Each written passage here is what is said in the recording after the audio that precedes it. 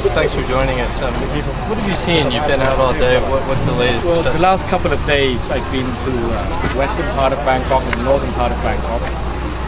Clearly very heavy flooding, a lot of people suffering, and big massive water, which still needs to be managed. And what is your biggest concern right now as far as protecting Bangkok? Well, clearly that there is still big massive water to the north and actually surrounding Bangkok. We learned that in Pathum Thani and northern provinces, the water level is not going down quickly. So that's cause for concern. And we hope that the government would send a clear signal so that people can prepare for the worst.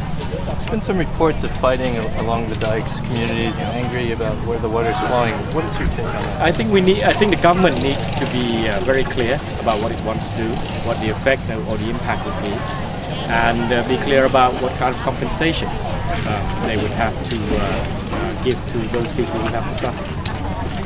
Obviously, there's a lot of factories underwater. A lot of investors are very concerned about where Thailand goes from here. What is the economic cost, and how do you restore the confidence? Well, I think the burden from the effect on the industrial estates that have been flooded is fairly substantial. It affects the supply chain as well. I know the government is preparing quite a big package, but the situation is going to be with us for quite a while, and we need to take care of the people first. There's been a price tag of 800 billion baht. Have you seen that? What is your we still have to sit out the next few days, maybe a few weeks, before we can really count up the total cost. You were in this position just a year ago dealing with floods yourself. What would you do differently in this situation? Well, I think what we would have certainly done is a different kind of management. I think that there wasn't sufficient warning.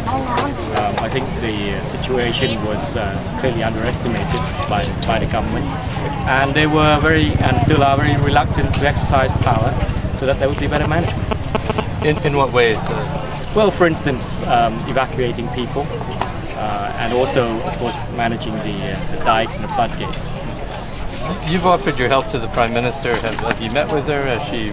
Well, we've made a number of suggestions. Some of them have been taken up, maybe a bit later than we wished they would be taken up.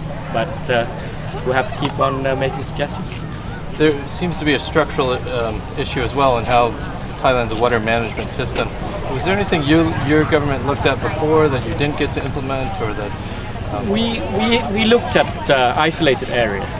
For instance, we began some pilot projects. Last year it was in Hat Yai, also in Korat, and also in Lopburi. But we weren't in the position to revamp the whole system. But clearly, I think now the whole country would like to see a study of complete structure in terms of water management.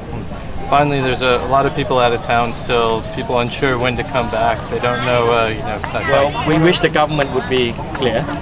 It seems to be saying that people shouldn't come back to Bangkok. At the same time, it hasn't actually extended the holidays. How long do you think this will go on for in your festival? Well, given the massive water to the north of Bangkok, I think it will be at least a month before we can say anything has returned to complete normalcy. Thanks a lot for your time.